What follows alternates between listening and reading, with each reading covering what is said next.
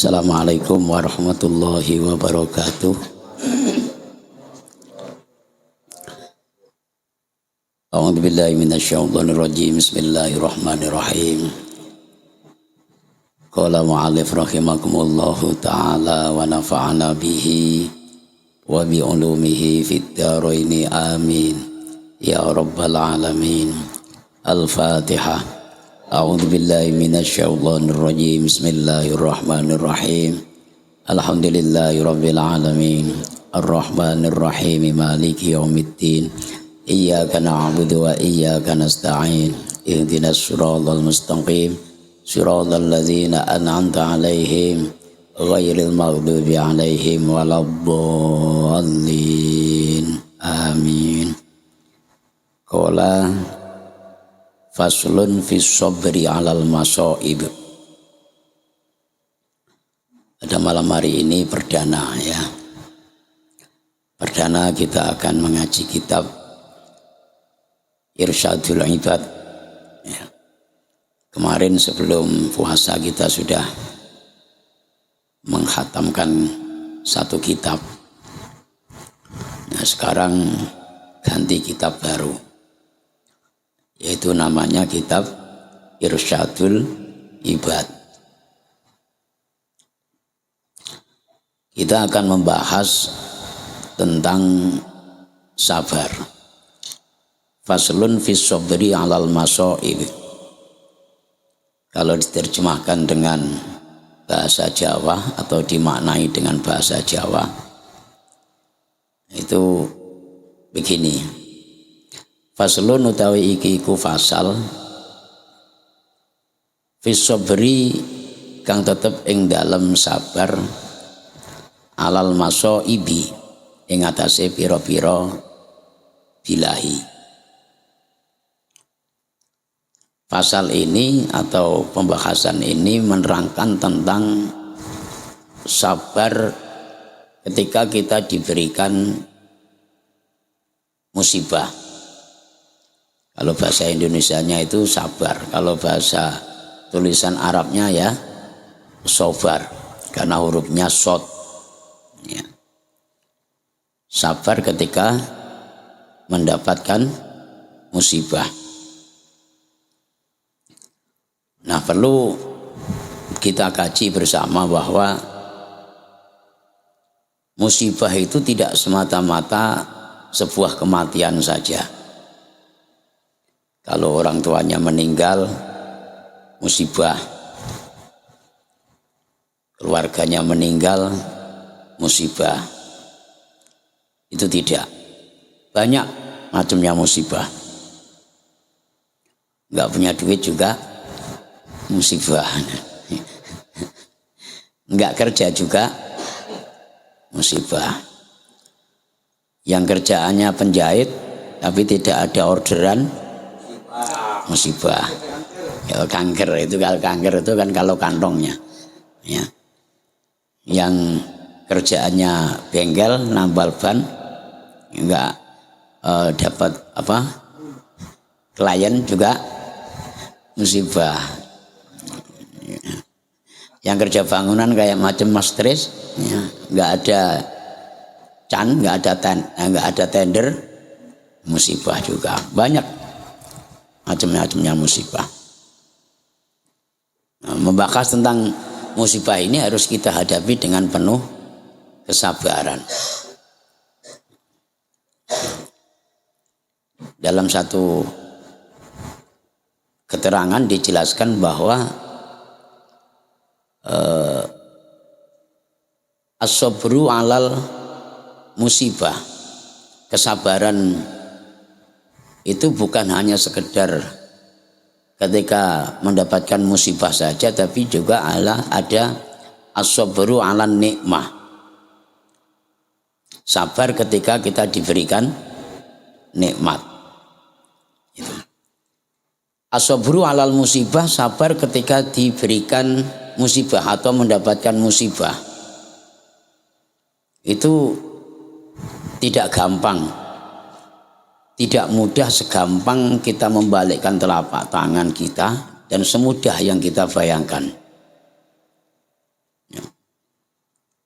Kalau diberikan musibah oleh Allah mungkin ekonominya berkurang atau rezekinya berkurang, tendernya berkurang. Itu masih mudah, masih gampang. Tapi kalau diberikan musibah oleh Allah, orang yang kita cintai, orang yang kita sayangi, entah itu istri kita atau anak kita, nah ini nggak gampang, nggak mudah. Ya. Kita kerja siang malam kadang sampai lembur. Itu bukan semata-mata mencari duit untuk makan kita saja, bukan. Tapi ada semata-mata karena istri kita, karena anak-anak kita, karena kita punya kewajiban untuk menafkahi mereka. Betul gak Pak? Siang malam sampai nggak lupa sampai lupa waktu. Siang dibuat malam, malam dibuat siang, sampai lupa sama Allah. Waktunya sholat nggak sholat, waktunya wiridan nggak wiridan, waktunya ngaji nggak ngaji. Ini demi sesuap nasi kita dan juga untuk istri dan anak-anak kita. Pengorbanan kita terhadap keluarga kita, terhadap orang yang kita cintai, terhadap orang yang kita sayangi sangat luar biasa. Tiba-tiba Allah berikan musibah kepada kita, di antara salah satu mereka diambil oleh Allah Subhanahu wa taala. Gampang apa susah? Susah kan ya? Tidak cukup hanya menangis saja. Kadang sampai meronta-ronta, meraung-raung, sampai pingsan juga. Ya. Ada enggak yang seperti itu? Apalagi misalnya orang tersebut menikah sudah 8 tahun nggak punya anak. Begitu punya anak umur 2 tahun, ya kan? Lagi senang-senangnya, ya. Tiba-tiba diambil oleh Allah, meninggal. Kira-kira cukup innalillah saja atau meraung-raung sampai pingsan, Pak? Sampai pingsan, sampai stres. Nah, ada juga yang seperti itu. Nah, ini pembelajaran untuk kita semua yang sudah menggeliputi tentang thoriqoh, ya, belajar tentang hakikat. Kita harus juga berusaha untuk bagaimana bisa sabar menghadapi musibah yang diberikan oleh Allah Subhanahu wa taala.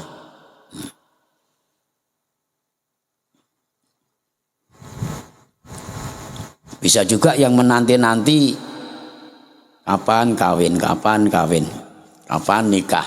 Enggak nikah ini juga bisa musibah juga nih, Pak. Mau nikah enggak punya duit, musibah enggak nih? Juga bisa seperti itu. Kayak macam Mas Erik ini kan ya musibah juga ini kan. Pengen nikah belum dapat. Nah, nanti kalau sudah dapat enggak ada modal, enggak jadi nikah, ini juga bisa dikatakan musibah. Maka landasan yang harus kita tempuh harus bersabar. Bersabar itu menahan emosionalnya nafsu untuk bisa menerima atas pemberian daripada Allah Subhanahu wa taala. Kemudian as-sabru 'alan nikmah. Sabar ketika mendapatkan nikmat. Dulu juga sudah pernah saya sampaikan dalam kajian dalam thoriqoh ini tentang hal tersebut. Namun prakteknya belum tentu bisa, belum tentu gampang. Sering saya sampaikan, ketika mendapatkan nikmat daripada Allah Subhanahu wa taala, kalau tidak dihadapi dengan kesabaran, maka nikmat tersebut justru akan membuat kita lalai terhadap Allah Subhanahu wa taala. Contoh misalnya macam Pak David misalnya kan. Pak David kerjanya ya jualan bensin, ya nambal ban, apalagi Pak? Banyak lah. Ya. Di waktu malam Selasa kita punya kegiatan rutinitas yaitu tawajuhan torekoh kita. Itu kadang-kalanya bisa hadir karena mungkin lagi sepi, ya kan?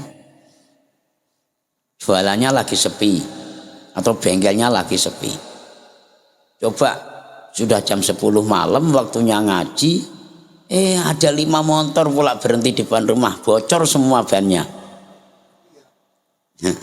Ngaji enggak? Itu kan nikmat itu kan. Satu motor 20.000, kalau 5 motor berapa? 100. Sayang kan, ngaji nggak dapat duit, malah mengeluarkan duit untuk beli bensin, untuk beli rokok. Betul nggak? Ya ini loh Pak. Kita bukan hanya sekedar teori saja mendengarkan kajian-kajian, itu bukan, tapi bagaimana kita bisa mempraktekkan untuk bersabar atas nikmat yang diberikan oleh Allah, yang di saat itu Allah berikan nikmat,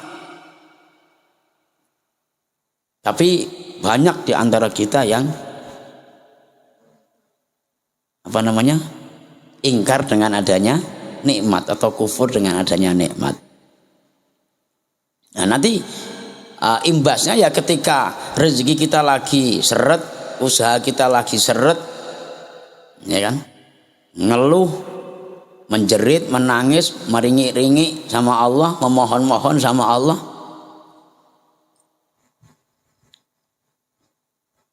Supaya bagaimana rezekinya meningkat, usahanya meningkat, jualannya laris, dan lain sebagainya.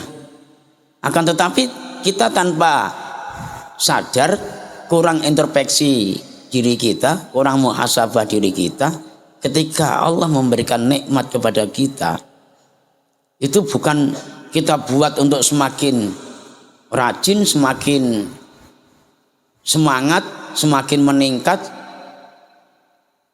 pendekatan kita terhadap Allah Subhanahu wa taala, tapi justru malah sebaliknya. Semakin jauh kita dari Allah karena disibukkan dengan adanya nikmat tersebut. Coba bapak-bapak ingat-ingat evaluasi, ya kan, di dalam diri bapak masing-masing. Kadang-kala kita ngibadah ini hanya semata-mata kalau nganggur saja, ya, kalau nggak sibuk. Ngaji juga sama, wiridan juga sama. Coba kalau sibuk, kita diatur waktu atau kita ngatur waktu? Kita diatur waktu Pak. Kita ngatur kesibukan apa kita diatur kesibukan? Ya. Ini bapak-bapak yang dirahmati Allah Subhanahu wa taala, itu juga nanti berpengaruh terhadap kesuksesan kita, berpengaruh terhadap usaha kita, berpengaruh terhadap ekonomi ataupun rezeki kita. Ada kalanya Allah itu sengaja memancing terhadap kita ketika kita merengek-rengek, memohon-mohon agar usaha kita lancar, agar rezeki kita lancar. Di saat itu dikasih oleh Allah, nanti merengek-rengek lagi enggak, meminta-minta lagi enggak, ngaji enggak, sholat duha lagi enggak, malam qiyamul lagi enggak.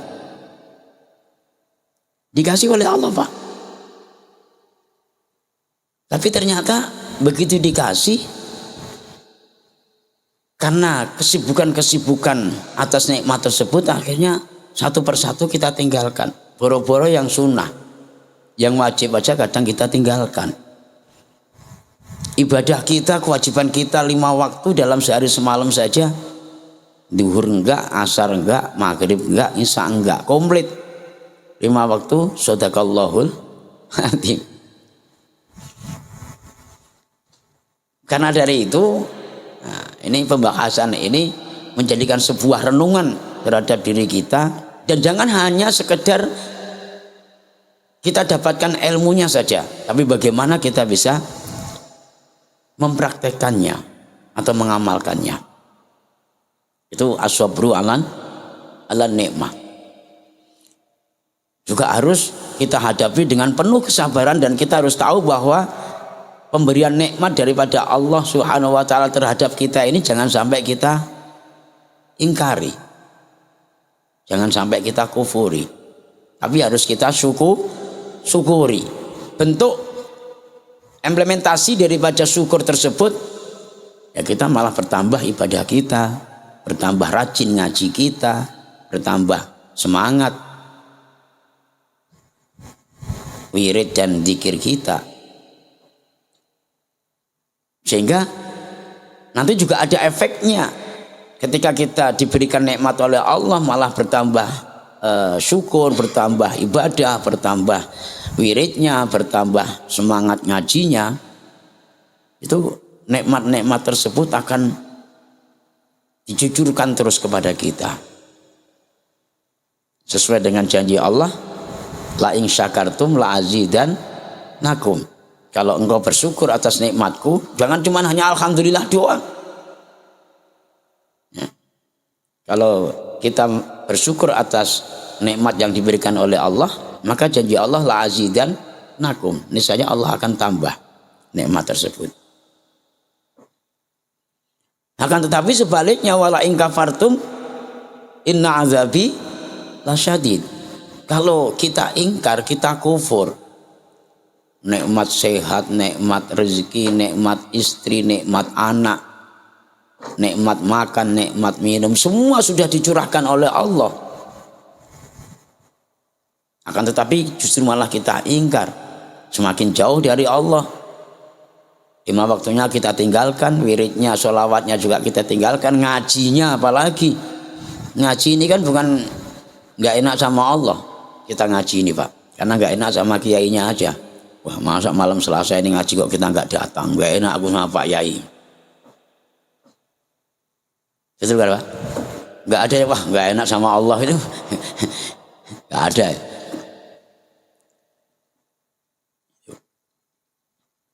Nah, ini Bapak-bapak yang dirahmati Allah Subhanahu wa taala, renungan kita tentang kesabaran. Kemudian as-sabru 'alal ibadah. Sabar ketika melaksanakan atau menjalankan ibadah. Orang yang mau ibadah itu Pak, itu tantangannya banyak sekali. Godaannya besar sekali. Rutinitas kita malam Selasa terutama dari jamaah Thariqah mau melaksanakan kegiatan tawajuh yang sudah kita sepakatin bersama. Itu ketika kita mau berangkat tawajuhan ini saja, nanti yang digoda istri, yang digoda anak, yang kadang-kalanya ada tamu, ya, yang ada kalanya kawan datang, saudara datang, kemudian klien datang, pembeli datang, ya, yang kerjaan numpuk. Benar gak Pak? Sehingga di situ dalam hati kita perang, ngaji enggak ya, ngaji enggak ya, tawajuhan enggak ya, tawajuhan enggak ya. Itu jadi persoalan besar ketika kita mau melaksanakan ibadah.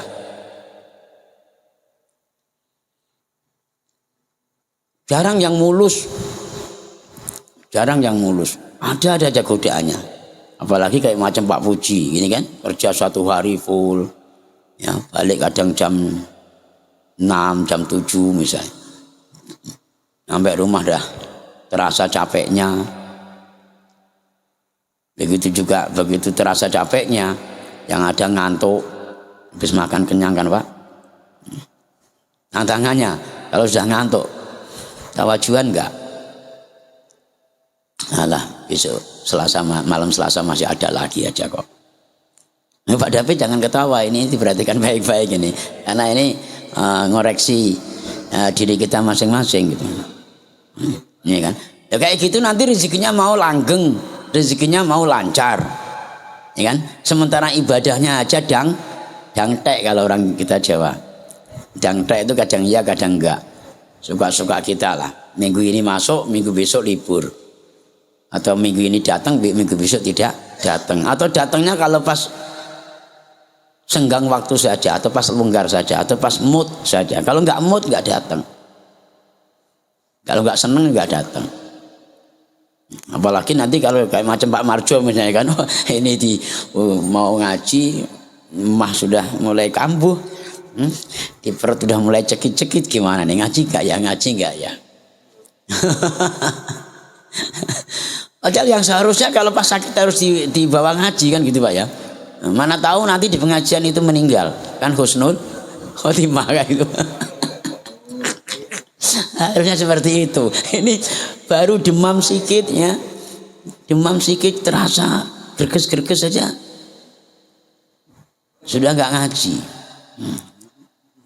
Nanti terasa gerges-gerges ya, terasa sakit, ngajinya ditinggalkan, lama-lama sholatnya ditinggalkan, ibadahnya ditinggalkan ya. Begitu pas ninggalkan sholat, ninggalkan ngaji, innalillah, husnul khotimah apa su'ul khotimah. Ini yang harus dikaji Pak, dan harus diantisipasi. Harusnya sudah thariqat itu ya harus rawe-rawe rantas malang-malang putung dengan godaan-godaan itu. Ini kan urusan dunia saja, kita menempuh urusan akhirat. Terutama kalau pas lagi sakit. Daripada aku ke dokter, mendingan aku ngaji. Kan gitu harusnya. Bener enggak? Di dokter belum tentu sembuh. Bisa juga lewat. Nah, lewatnya masih teka-teki antara iya dan tidak. Tapi kalau pas sakit langsung datang di pengajian, dengerin ngaji sambil nahan sakit, ya, dzikir Allah, nggak taunya game. Jadinya gamenya husnul khotimah. Bisa enggak? Insya Allah tidak bisa, karena itu makamnya makam wali. Sementara itu walinya Allah, kita baru walinya wali murid. Tapi juga harus kita kaji, kita pelajari, kita ingat-ingat, ini menjadikan ilmu kita, ya, menjadi ilmu sehingga nanti kita berusaha untuk mengamalkan. Sering saya kasih motivasi terhadap bapak-bapak ya, melihat dalam hakikinya kita dikasih sakit oleh Allah. Ini ada kalanya tujuan Allah itu menguji kita istiqomah tidak. Ada kalanya nanti kalau dibuat ngaji malah sehat.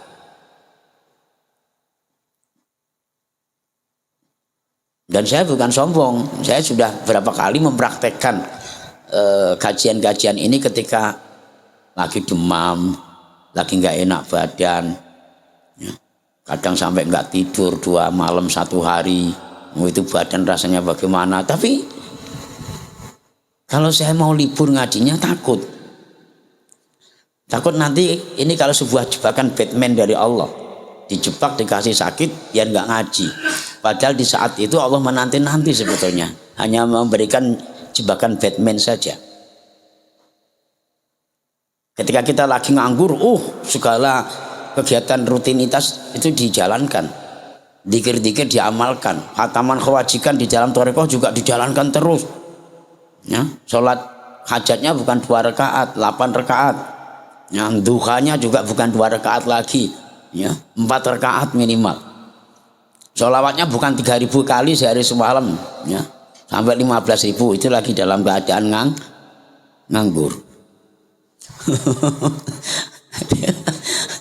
Begitu nanti dijebak oleh Allah melalui keinginan kita dikabulkan, sibuk ini sibuk itu, capek ini capek itu, nah, Allah akan tanya, ngaji enggak nanti? Qiyamul lail enggak nanti? Nanti kalau ditanya sama kiainya atau kawannya, wah lagi sibuk Pak, mohon maaf. Nah, begitu suatu saat nanti terkendala tentang kerjaannya, tentang ekonominya, tentang rezekinya, baru ngeluh-ngeluh lagi. Bukan sama Allah saja, sama kiainya juga berkali-kali minta doa ini, minta doa itu. Ya, yang sedekah, bukan hanya kiai saja yang dimintain doa, anak yatim piatu pun ditodong. Ya kan, ditodong suruh maksa Allah, ngasih uang 25.000 per satu anak yatim, manggillah 9 anak yatim, ya dipegang kepalanya, doakan bapak ya nak, mudah-mudahan satenya laris, mudah-mudahan bensinnya laris, jahitnya juga laris, ya kan Pak? Padahal kita tidak sadar. Dulu beberapa kali dijebak oleh Allah dengan permintaan-permintaan kita itu dipenuhi oleh Allah, dikasih oleh Allah. Tapi bukan malah membuat kita semakin dekat dengan Allah, tapi sebaliknya malah justru semakin jauh dari Allah. Ditanya kiainya, nggak ngaji Pak, mohon maaf Kiai, pas kebetulan pesanan banyak hari ini 2 ekor kambing misalnya Pak Agus kan ya. Yang Pak David juga gitu, gimana mau ngaji Pak Kiai, ini motor 5 di depan rumah ini bocor semua banyak depan belakang, 5 kan berarti kan 10 ban, 10 kali 20 berapa ya, 200.000. Yang Pak Puji juga gitu, izin Kiai lembur, ayo. Kalau Pak Marjo nggak mau izin sekarang, kalau sakit pun diem aja. Paling nanti kalau izin nanti dimarahin sama kiainya. Gitu Pak. Masya Allah. As-sabru alal ibadah. Kita mau beranjak untuk melaksanakan ibadah, itu harus kita hadapi dan kita sikapi dengan penuh kesabaran, karena kita harus mau tidak mau menghadapi cobaan ataupun gangguannya. Itu Pak. Yang terakhir adalah as-sabru alal karoha. Sabar menerima ataupun menghadapi sesuatu yang tidak kita sukai atau yang tidak enak. Ya. Contoh kecil saja. Kita jamaah ada mungkin 20 atau 15 jamaah. Ini kan. Sudah komitmen kalau malam Selasa harus tawajuan, harus ngaji, torikoan. Kita sama-sama berdoa ya mudah-mudahan bisa istiqomah gini-gini, ayolah jangan macam-macam lah. Enggak taunya ada yang geleleng kata Pak. Apa kata Pak David, geleleng. Ini ngaji kok saya naik dewi kadang kalau sempat ngaji enggak ya enggak ada gerakan dari hati bahwa dipanggil oleh guru mursyidnya, enggak ada gerakan dari hati bahwa dipanggil oleh Allah untuk memenuhi dan menepatin apa yang jadi janjinya terhadap guru mursyidnya. Kadang sering geleleng, itu kadang kalanya kita yang lain ini Pak melihat kawan kita kadang tidak srek, tidak seneng, tidak sur. Ini kalau nggak kita hadapi dengan penuh kesabaran ya ribut kita Pak. Ya kan? Ini Pak David ini kok kemarin nggak ngaji, ini ngaji besok sebulan nggak ngaji. Gimana kok ini gini. Pak David ngelawan. Apa ngelawannya? Kamu nggak bisa merasakan sebagai saya ya. Saya harus bayar ini, bayar itu. Ini lagi uang lagi nggak ada begini. Ribut ya kira-kira Pak. Jadi ribut.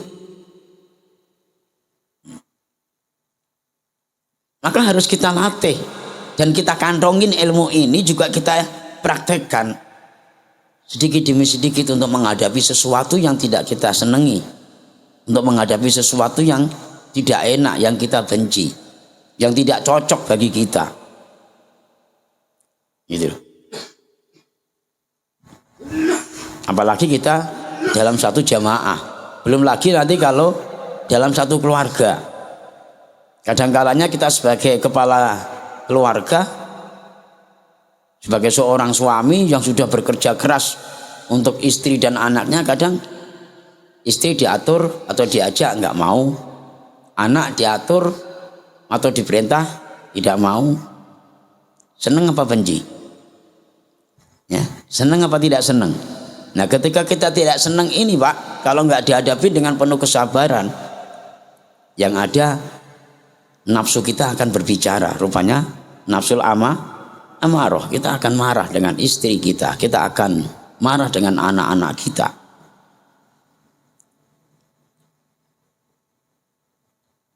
Ini bapak-bapak yang dirahmati Allah Subhanahu wa taala, yang harus kita kaji betul-betul, ya.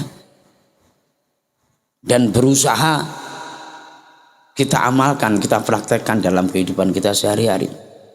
Sehingga kalau kita betul-betul sudah mampu mewujudkan kesabaran di dalam diri kita untuk menghadapi berbagai macam musibah, maka itu akan mampu menunjang di dalam keimanan dan ketakwaan kita kepada Allah Subhanahu wa ta'ala. Akan bisa meningkat iman dan takwa kita kepada Allah Subhanahu wa ta'ala. Ya, jangan sampai yang hari-hari kita wirid, hari-hari kita zikir, minimal ba'dal maktubah, setiap sholat 5 waktu kita melaksanakan zikir toreko, tapi di situ emosionalnya juga masih tinggi, ya, tidak ada sebuah kesabaran. Kemudian sama kawan juga tidak akur, sama jamaah juga tidak rukun, sama keluarga hari-hari berantem, hari-hari bertengkar terus. Ini wirid dan zikirnya tidak berefek di dalam diri kita. Nah, maka modal kesabaran ini yang sangat utama untuk bisa menunjang keimanan kita dan ketakwaan kita kepada Allah Subhanahu wa ta'ala. Mudah-mudahan ada manfaatnya dan ada barokahnya. Amin ya rabbal alamin. Al-Fatihah. A'udzubillahi minasyaitonirrajim. Bismillahirrahmanirrahim. Alhamdulillahirabbil alamin. Arrahmanirrahim. Maliki yaumiddin. Iyyaka na'budu wa iyyaka nasta'in. Ihdinas siratal mustaqim. Siratal ladzina an'amta 'alaihim ghairil maghdubi 'alaihim waladdallin. Rabbighfirli wa liwalidayya wa lil mu'minina amin. Kurang lebihnya mohon maaf. Wa'afu minkum. Wassalamualaikum warahmatullahi wabarakatuh.